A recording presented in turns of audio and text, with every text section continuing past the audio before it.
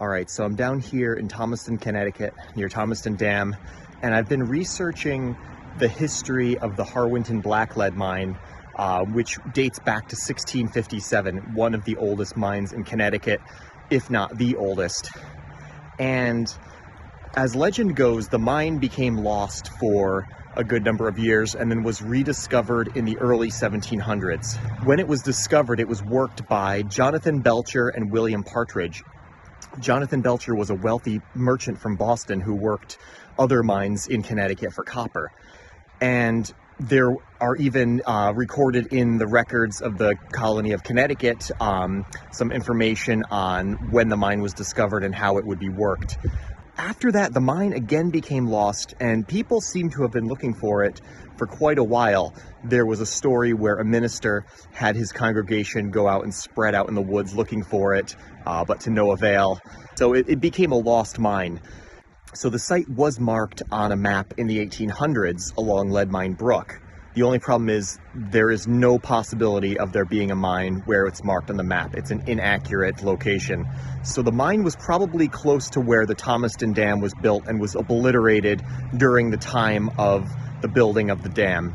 It was probably a small working, maybe a short adit or a shaft, or maybe an open cut working. But just up a little ways from the Thomaston Dam is this interesting vein back here. And this was probably a continuation of the same vein that was being mined from the 1600s onward. And there's lead minerals that could be found, and the name black lead that was used in the 1600s could really mean anything from graphite to galena. It's not a specific mineral, but there is lead here, and this is roughly the site where those first explorers found this mineral deposit. So this was one of the earliest land grants from the Native Americans in Connecticut.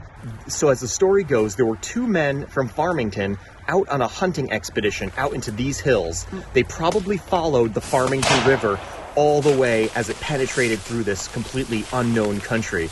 And when they came to this spot, they found indications of black lead.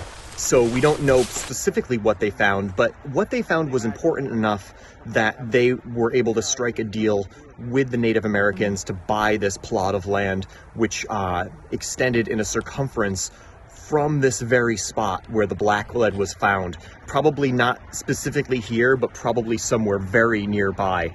And of course, the mine today is either lost or obliterated by the dam. And we may never know where that specific spot was where they first found the black lead 300 years ago.